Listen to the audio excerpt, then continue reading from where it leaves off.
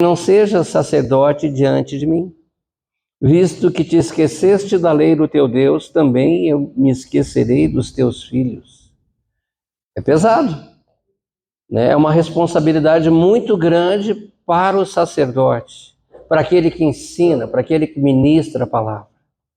E eu quero começar falando contigo nesta noite sobre o conceito de mordomia cristã.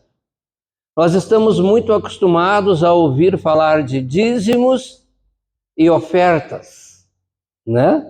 Mas nós vamos falar de uma coisa um pouco mais ampla, que é a mordomia cristã.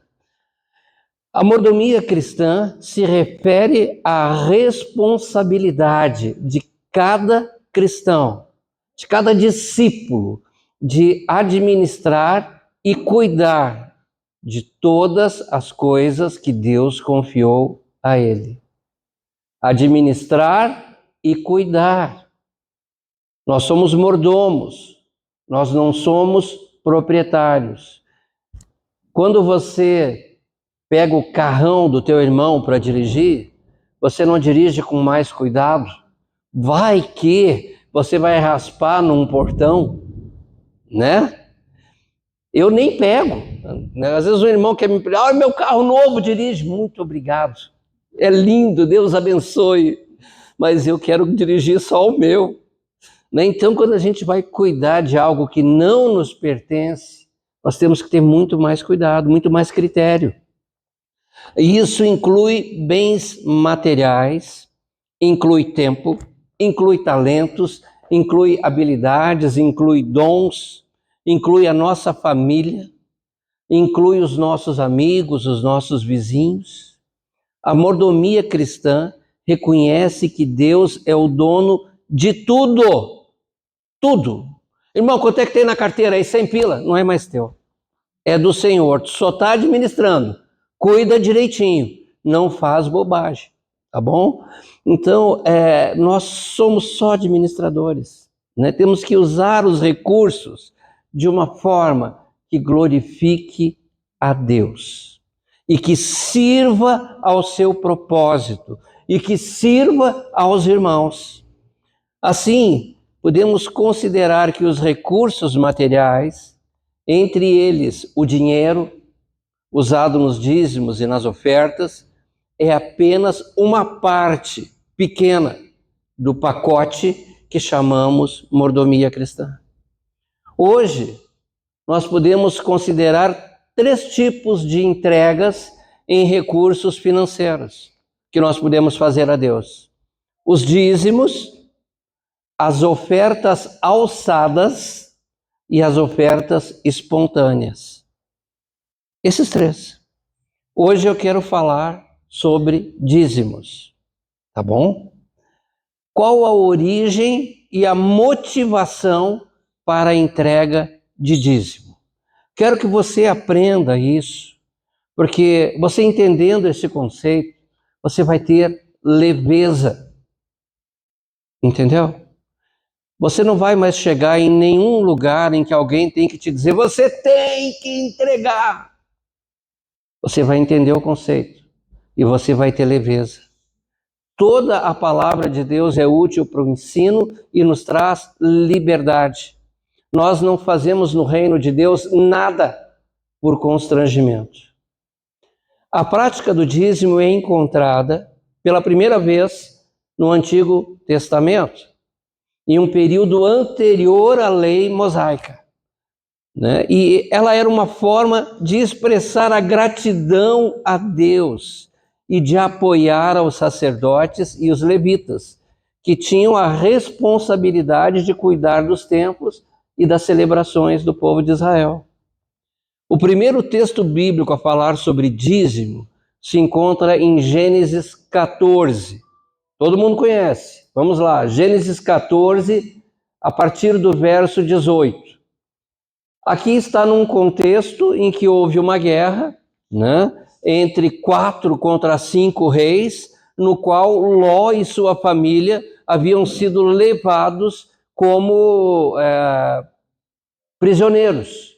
Então Abraão se movimenta para resgatar Ló e sua família. E ao retornar vitorioso da batalha, Abraão é abençoado por um personagem. Teríamos muito que falar sobre esse personagem. Esse personagem é Melquisedeque. Mas não vamos falar hoje, porque faltaria tempo. E está escrito assim: Melquisedeque, rei de Salém, que significa rei da paz, trouxe pão e vinho. Era sacerdote do Deus Altíssimo. Abençoou ele a Abraão e disse: bendito seja Abrão, nem era Abraão ainda, era Abrão, pelo Deus Altíssimo, que possui os céus e a terra. E bendito seja o Deus Altíssimo, que entregou os teus adversários nas tuas mãos. E de tudo lhe deu Abrão o dízimo. Nem era Abraão ainda, Abrão. Também no Velho Testamento, né, nós vemos, não precisa abrir, nós vemos lá em Gênesis 28, no verso 22, que Jacó, quando ele ergue uma coluna em Betel, ele faz um voto de entregar a Deus 10% de tudo o que o Senhor viesse a lhe dar. Esse texto não relata que Jacó se comprometeu a dar o dízimo porque ele viu o seu pai ter essa prática como um estilo de vida. Talvez cada vez que Abraão conquistasse algo diante de Deus, ele tivesse a prática de dizimar ao Senhor, e é bem provável que sim, né? Ou se porque Jacó entendia que ele deveria necessariamente ofertar 10%, né? Então não era 5, não era 11, não era 12, ele achava que era 12. O texto não diz isso, né? Mas apresenta Jacó fazendo um voto com Deus, como reconhecimento de que tudo vem dele, né? E por sua bondade e provisão, como forma de reconhecimento, né? E de gratidão, então Jacó entregaria o dízimo a Deus. Reconhecimento. Senhor, tudo vem de ti. Tu me provê todas as coisas que eu preciso para a minha vida. E por gratidão a ti, eu vou te devolver para te honrar, para expressar a minha confiança em ti. Então, esses dois são os primeiros versículos que falam de dízimo, né? Mais para frente um pouquinho, e agora eu quero falar sobre o conceito, a regulamentação e a finalidade bíblica do dízimo. Hoje eu não vou pregar, eu vou dar uma aula, tá? Eu quero trazer um ensino. É isso que eu quero que fique claro na tua mente. Então, de acordo com o Antigo Testamento, em Levítico, capítulo 27, depois tu pode olhar, a partir do verso 30, a regulamentação do dízimo acaba surgindo com a lei de Moisés, num contexto inserido dentro do conjunto das leis levíticas.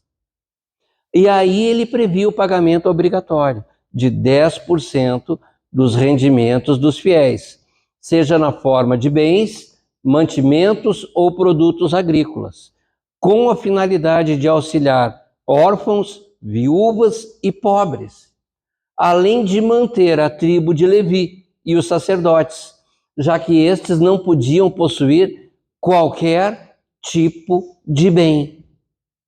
Então eu estou dando conceitos aqui para você entender de onde vem e por que é desta forma.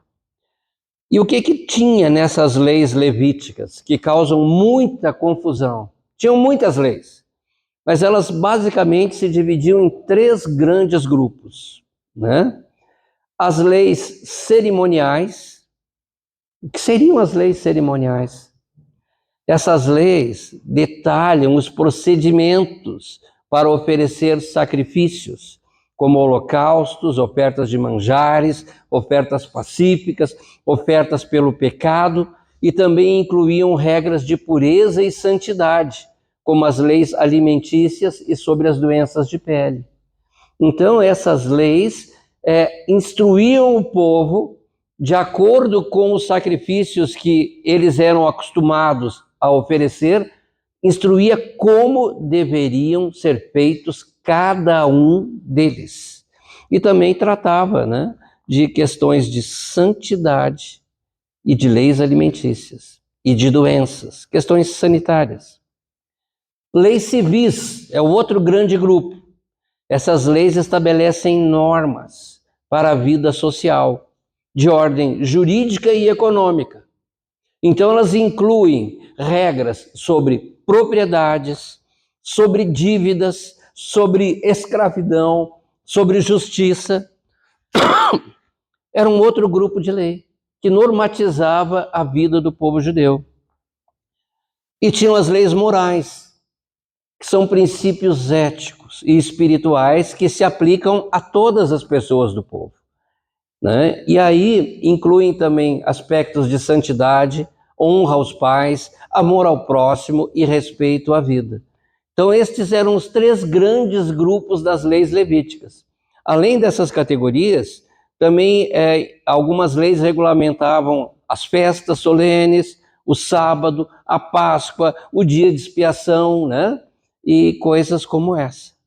Então isso é só para te situar no contexto da religião judaica e como o povo era ordenado quanto a esses aspectos, e eles sabiam muito bem o que estavam fazendo. E nós, embora isso sejam sombras, nós não podemos ser ignorantes, senão nós não vamos entender nem porque dizimamos, nem porque ofertamos. Apesar dessas 3 grandes categorias de leis, existem alguns princípios que são permanentes, né? Então, a lei mosaica, ela não se aplica mais aos cristãos. Nós vivemos na nova aliança. Agora, alguns princípios que ela ensina, como amor ao próximo, cuidado com os pobres, a importância da honestidade, da santidade, isso continua relevante e continua norteando o princípio de ética da vida cristã. Os 10 mandamentos fazem parte da lei mosaica. São os fundamentos morais da nossa caminhada cristã, né? Embora na nova aliança a sua aplicação é feita de uma forma diferente de como era feita no Velho Testamento. Lá era por lei, na nova aliança é pela graça. Nós conseguimos andar em santidade e pureza na presença do Senhor porque nós somos cheios do Espírito Santo e Ele nos capacita a andar em justiça, a ter domínio próprio e servir ao Senhor e honrar ao Senhor, né? A nova aliança enfatiza o amor a Deus e ao próximo como resumo de toda a lei e a importância da fé em Jesus Cristo para a salvação pela graça, né? E não a salvação por aspectos rituais. Tá?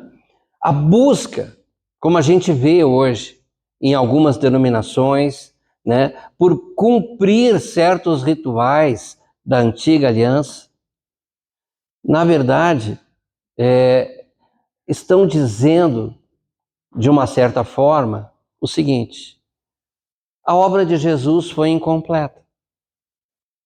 Porque nós somos salvos pela graça, porque Jesus derramou o sangue. Só por isso, não é por favor, não é por merecimento, é por favor. Mas, quando nós insistimos em cumprir certas regras do Velho Testamento, como sendo necessárias para a nossa vida, fazendo isso religiosamente, como, por exemplo, guardar o sábado, ou como, por exemplo, se abster de certos alimentos, ou, por exemplo, ter que botar o quipar para pregar, ter que botar alguns aspectos sincréticos, bandeira disso, bandeira daquilo outro. Isso não faz sentido algum para nós. Né? Isto são coisas que têm aparência da santidade, mas eu opto em viver pela graça ou pela lei. Quando eu digo que eu tenho que cumprir algum aspecto da lei, além do que Jesus já fez, eu estou dizendo que o que ele fez não foi o suficiente. E nós vivemos pela graça.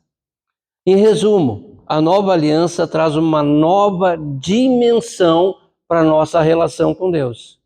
se baseia apenas na graça, na fé em Cristo, no amor ao próximo. Tudo o que nós fazemos é dentro dos limites da liberdade cristã, andando no temor do Senhor. Feito esse pano de fundo, tá, eu quero dizer para você algumas coisas a respeito do dízimo no Novo Testamento. Porque o Novo Testamento, ao contrário do que alguns dizem, ele faz menção aos dízimos. Sabia disso?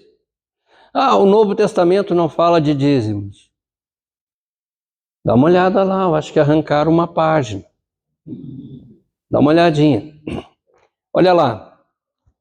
Mateus 5, 17 e 20. Jesus, ele diz uma coisa.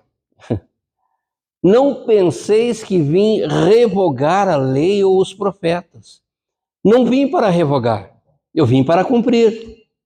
Porque em verdade vos digo, até que o céu e a terra passem, nem um i ou um tio jamais passará da lei, até que tudo se cumpra. Aquele, pois, que violar um destes mandamentos, posto que dos menores, e assim ensinar aos homens, será considerado mínimo no reino dos céus. Aquele, porém, que observar e ensinar, esse será considerado grande no reino dos céus. Porque eu vos digo, se a vossa justiça não excederem muito a dos escribas e fariseus, jamais entrarei no reino dos céus. Opa! Vamos pensar um pouquinho sobre isso aqui, vamos conversar um pouquinho sobre isso aqui. Acabei de dizer que alguns aspectos das leis levíticas não se aplicam mais a nós como cristãos. Então aqui como que Jesus está dizendo que nem um tio, o que ele falou, nem um tio, um i passará da lei. Então tem uma contradição aqui. Não, queridos, não tem contradição, né? Quando se ensina a doutrina é necessário muito temor, porque aquele que violar um destes mandamentos, posto que dos menores, e assim ensinar, esse cara vai prestar contas, né? Então, muito cuidado. Então, de uma forma prática, nós podemos dizer o seguinte: Jesus era judeu, certo? A salvação vem dos judeus.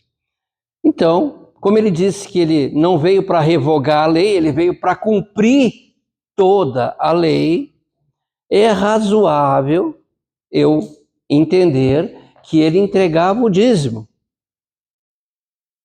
porque ele era obrigado a cumprir a lei. Certo? Errado. O que Jesus sempre fazia e ensinou era a vontade do Pai. Ele não estava preso a regulamentações feitas por homens. Por isso vivia com a liberdade de quem andava na graça, mesmo vivendo sob a lei. Então Jesus entregava o dízimo para expressar sua gratidão ao Senhor, para servir como exemplo ao povo. E não porque o sacerdote disse que ele era obrigado a entregar o dízimo. Entendeu? Entretanto, sim, como alguém que cumpriu toda a lei, né? Jesus, ao entregar o dízimo, ele fazia com a motivação correta. Isso é muito importante nesse ensino de dízimo.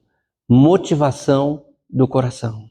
Motivação correta, motivação errada.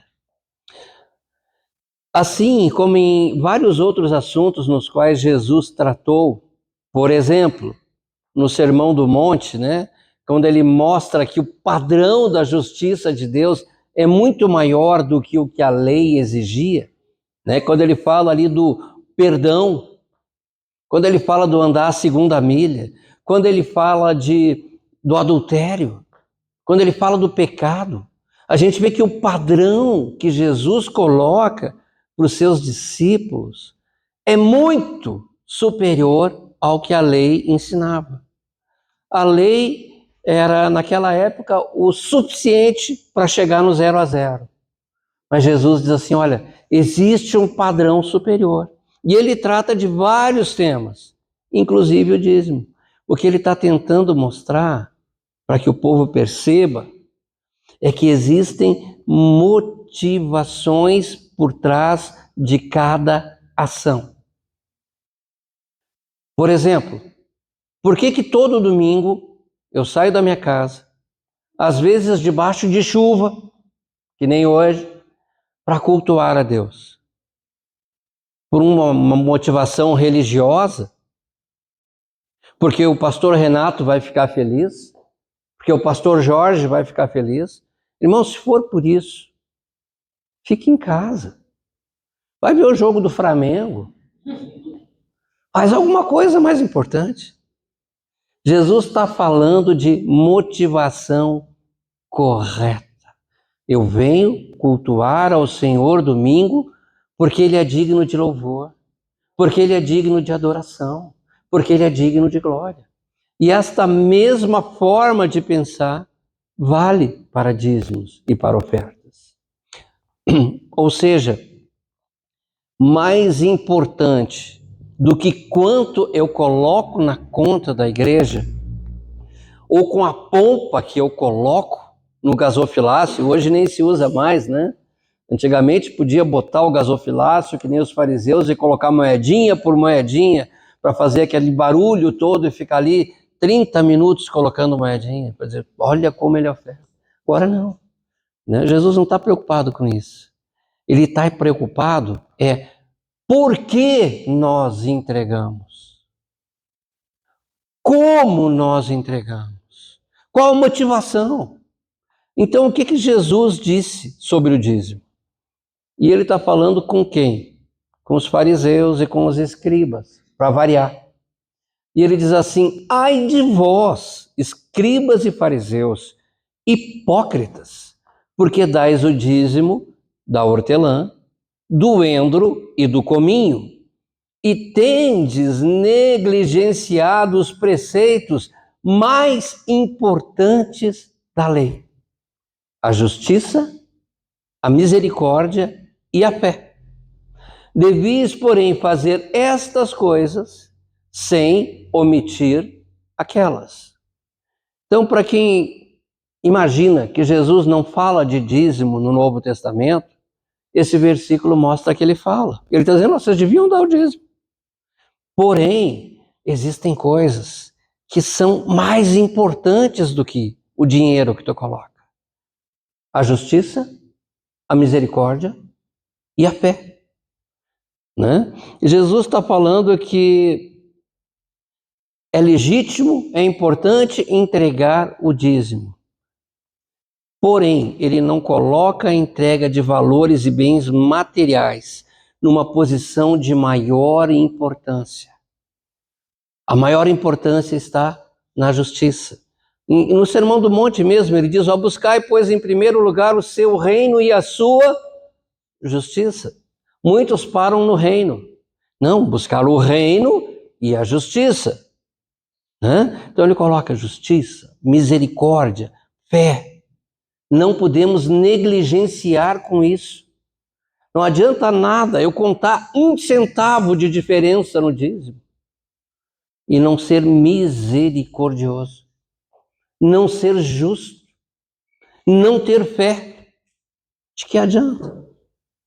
Jesus deixa claro que uma atitude não exclui a outra, mas que ambas devem ser praticadas como um estilo de vida pelos seus discípulos.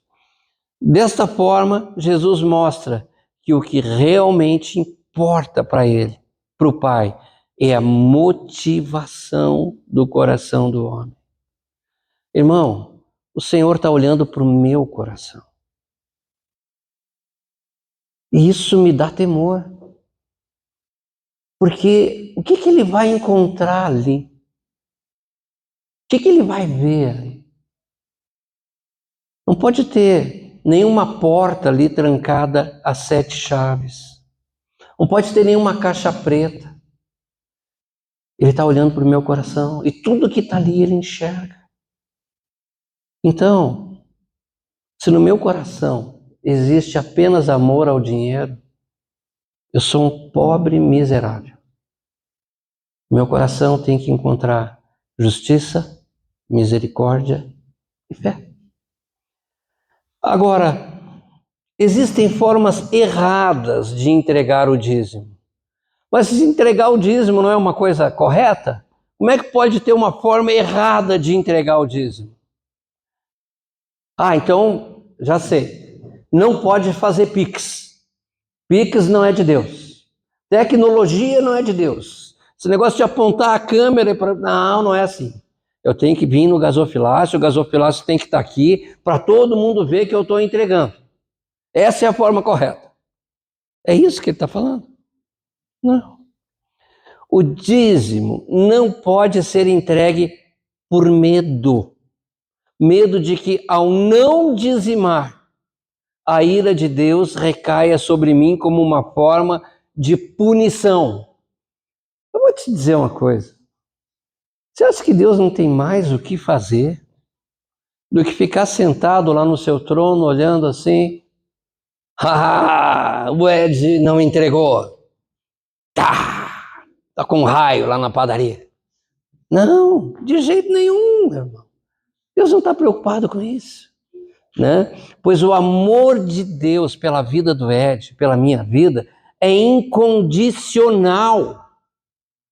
Você sabia que o amor de Deus está disponível a todos, não apenas aos que são salvos, também aos que se perdem? A diferença é que eles se perdem porque não reconheceram esse amor e decidiram seguir o seu caminho. Então o amor de Deus é incondicional. Deus não vai me amar mais ou menos porque eu não entreguei o dízimo. Agora, toda a decisão, consequência, né? Então, confiar no Senhor e ser grato a Ele traz coisas boas para a nossa vida. Não confiar e não entregar traz coisas más. Entregar por medo, não entrega. Vai chupar um picolé ali. Vai comer um sorvete, né? Tomar um cappuccino, pãozinho de queijo, hoje está bom, né? Não perca tempo. Não entregue por medo, né? O mesmo vale também para qualquer pecado que venhamos a cometer por negligência no não cumprimento da vontade de Deus. Quando nós não entregamos o dízimo, o que nós estamos fazendo, assim como qualquer outro pecado, naquela área decidimos viver à margem da vontade de Deus. Não, nesta área, deixa com o Beck. Eu cuido, eu sei como fazer. É isso, né? Então, qualquer dessas decisões de viver à margem da vontade de Deus é pecado e traz consequências que não são boas. Outra coisa, eu não posso entregar o dízimo por barganha. Você já ouviu na TV uma propaganda dizendo assim: pare de sofrer agora. Só que não continua dizendo, venha para Jesus, até porque não poderia, porque a palavra diz que nós estamos sujeitos a todo tipo de tempo, a chuvas, a todas as coisas, né? O sol e a chuva vêm sobre todos. Mas você já ouviu alguma propaganda dizendo assim: pare de sofrer agora, venha para tal lugar, entregue o seu dízimo, e você, se entregar 10, vai ganhar 1000. Se você entregar 1000, você vai... Irmãos, de onde vem essa doutrina? De onde vem essa teologia? O dízimo jamais pode ser entregue a Deus como uma forma de barganha, na expectativa de que, ao entregar o dízimo, eu vou me tornar rico, né? Sabe por quê? Porque se fosse desta forma, Deus ficaria devedor a mim. Bom, eu entreguei 10, Deus tem que me entregar 1000. Então você imagina Deus lá no seu computador celestial contabilizando, fazendo conversão de moeda. Ele entregou em real, mas eu vou... Não, de jeito nenhum. Deus não fica devedor a ninguém de coisa alguma. Se você duvida, vai lá depois em Romanos 11:35 e dá uma olhada. Está lá. Então, o dízimo não é para ser entregue por barganha, como uma troca. Também não é para ser entregue por vaidade, né? Para aparecer diante dos homens, né? A gente conhece um caso que a Bíblia relata de um casal. O marido se chamava Ananias e a mulher se chamava Safira. 5:1 de Atos. Eles vendo todo aquele mover que o Espírito Santo estava trazendo na vida da igreja, vendo a generosidade dos irmãos que entregavam tudo que tinha aos pés dos apóstolos, e esses distribuíam para que não houvesse necessidade diante do povo, venderam lá umas terras e combinaram, né? Ó, vamos fazer o seguinte, vamos entregar só metade, tá? Mas vamos chegar lá e posar de importante. Estamos entregando. Isso é vaidade. Para se aparecer, como diz as crianças, né? Quer se aparecer, não é verdade? E o que aconteceu com eles? Qual o fim deles? A Bíblia relata que ambos morreram diante de Deus por falta de temor a Deus. Eles morreram porque eles não entregaram? Não, eles não eram obrigados a entregar. Eles morreram pela forma como entregaram e o que quiseram mostrar com aquela atitude. Falta de temor a Deus.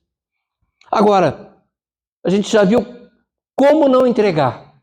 Agora, o que ocorre que alguém é levado a não entregar o dízimo? O que pode levar alguém a não entregar o dízimo? Você já parou para pensar? Ah, porque o cara é avarento. Não, pode ser também. Mas eu creio que a falta de gratidão a Deus é o primeiro motivo que alguém tem no seu coração para não ser dizimista. A falsa ideia de que a sua prosperidade, que a sua riqueza vem do seu braço, do seu trabalho, da sua capacitação, e não de que é o Senhor que o tem feito prosperar, que é o Senhor que tem dado capacidade e estratégias a ele. Outro motivo para não entregar o dízimo é a falta de fé. Ah, eu tenho medo que vai faltar. Eu não vou entregar porque vai faltar. Isso é falta de fé, irmão.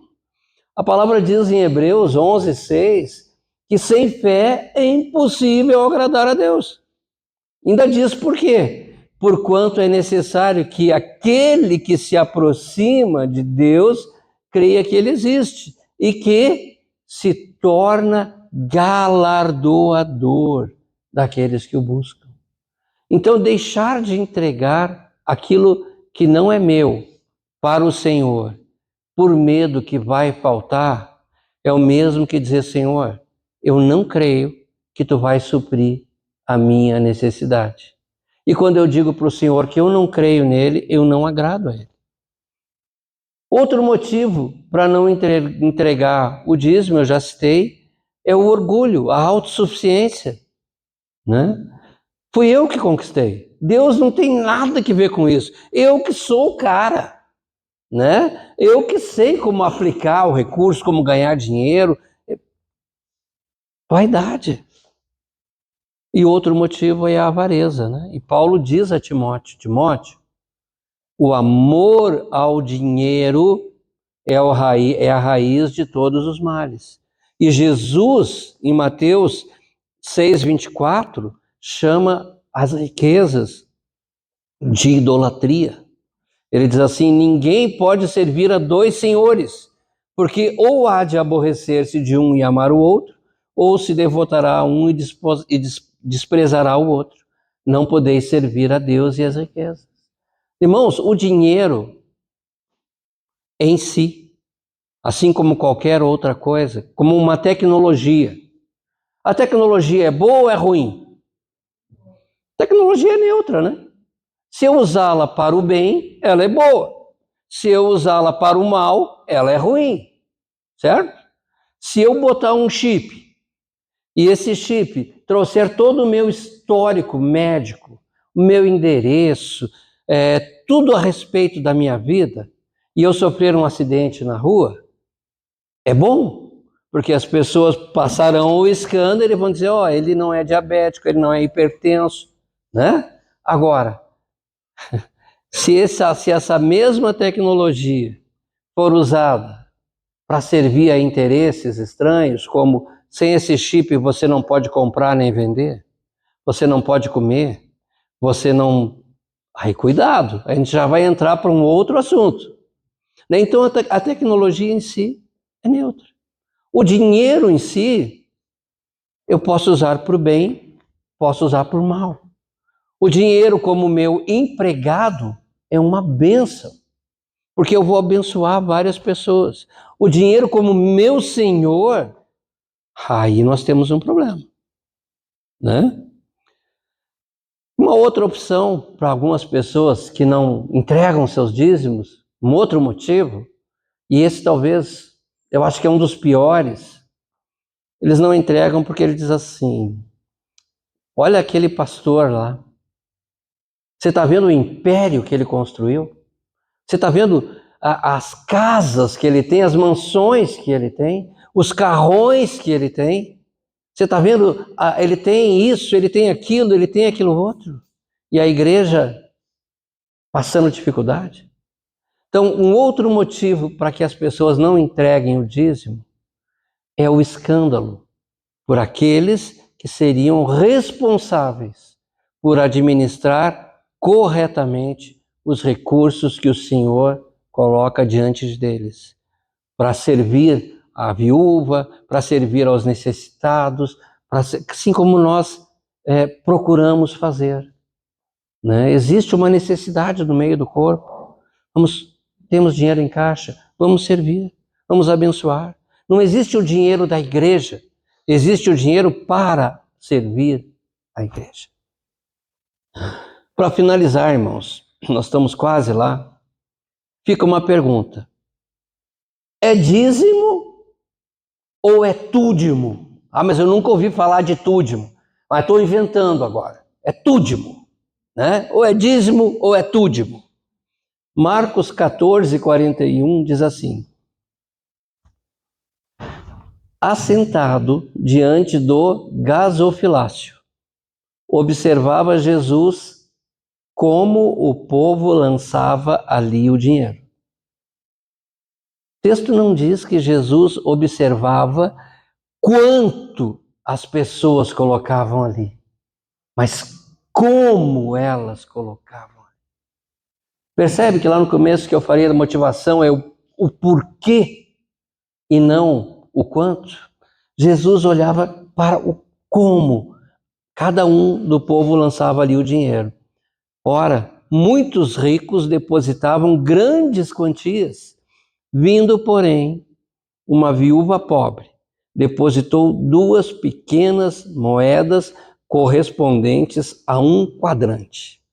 E chamando seus discípulos, disse-lhes: em verdade eu vos digo que esta viúva pobre depositou no gasofilácio mais do que fizeram todos os ofertantes, porque todos ofertaram do que lhe sobrava. Ela, porém, da sua pobreza, deu tudo quanto possuía, todo o seu sustento.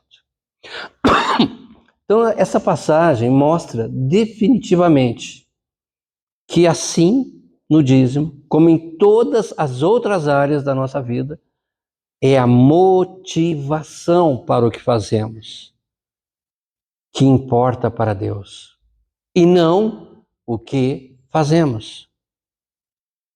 Não é porque você pode chegar diante do gasofilácio ou diante do QR Code e dizer assim, está doendo, eu não queria, pode fazer falta, mas vai lá. Não adianta, não é assim, irmãos, né? O como nós fazemos é o que realmente importa para Deus. Jesus olhava ali para o coração da viúva pobre e não para o que ela deu. O Senhor não vê como nós, né? Nós olhamos alguém entregando um cheque pomposo na conta de uma congregação. Nossa, que coisa grandiosa. Jesus está olhando para o coração. Aquela mulher deu tudo. Então eu digo que não é o dízimo, é o túdimo. Tudo que eu tenho não é mais meu, é do Senhor. De nada adianta fazer o certo com motivações erradas. Vamos concluir, irmãos. Então, o que nós vamos dizer de dízimo? Como nós já vimos, o dízimo é anterior às leis levíticas. Justamente por isso, ele não se encaixa exclusivamente em nenhuma daquelas categorias de lei. Ele tem aspectos da lei moral, porque ele expressa a fé e reconhecimento de Deus como provedor. Ele tem aspectos da lei civil, porque ele contribui para a distribuição de recursos e para sustentar a igreja, os sacerdotes e os necessitados, né? E da lei cerimonial, porque a fé é gratidão. Então, se o dízimo é anterior à velha aliança, e Melquisedeque, só para você pensar um pouquinho, outro dia a gente fala muito sobre isso, é uma figura de Jesus. Ele não tinha genealogia, ele trouxe pão e vinho. Pão e vinho aponta para quê? Para a nova aliança. Então, também, se ele não havia sido estabelecido na velha aliança, ele não pode ser revogado pela nova aliança. Ele existia antes da velha. Como é que a nova vai revogar algo que é a mesma coisa que eu disser assim, por exemplo, eu vou revogar o azul do céu. Agora, a partir de agora, o céu não é mais azul, o céu é vermelho. Cuidado com esse céu vermelho, né? Cuidado, eu não posso revogar algo que não está na minha alçada. O dízimo é anterior à lei, uma nova lei não pode revogar, né? Então, segundo o meu entendimento, e eu também penso que tem o Espírito Santo, né? O dízimo, ele deve ser dado como uma expressão de gratidão a Deus. Só por isso. Por Deus ser o nosso único, bondoso provedor e também por uma expressão de fé e confiança total nele. Entenderam? E aí eu fiquei pensando, e eu quero concluir com isso para você pensar. Na liturgia da maioria das igrejas, das congregações, inclusive na nossa, né, nós temos um momento que nós chamamos, agora nós vamos ter um momento de dízimos e ofertas. E muitas vezes, né, a gente como pastor, conversando sobre liturgia de culto, fica assim, como que nós vamos fazer esse momento ser mais suave? Porque você está ali naquela adoração a Deus e tal, e pá, agora dízimo e oferta. Quebrou, né? Para muitos é um choque. Mas eu fico pensando, será que ao invés de termos um momento que costumamos chamar de momento de dízimos e ofertas, não seria mais adequado termos um momento que nós chamássemos assim, irmãos, agora nós vamos ter o nosso momento de gratidão e de generosidade. Será que falar dessa forma não expressaria muito mais a motivação para a entrega de um recurso ao Senhor do que reportar a lei, né? Porque expressa motivação, né? E o que Deus espera encontrar em nós quando nós chegamos diante dele para entregar o dízimo? Uma motivação correta. Então, queridos, eu disse que hoje não ia pregar e não preguei, eu trouxe um ensino para você refletir sobre o dízimo Que você possa sair daqui nessa noite com o seu coração sempre pronto para viver momentos de gratidão e de generosidade para com Deus, para com a igreja, como um fiel mordomo de tudo aquilo que Ele tem te dado. Amém?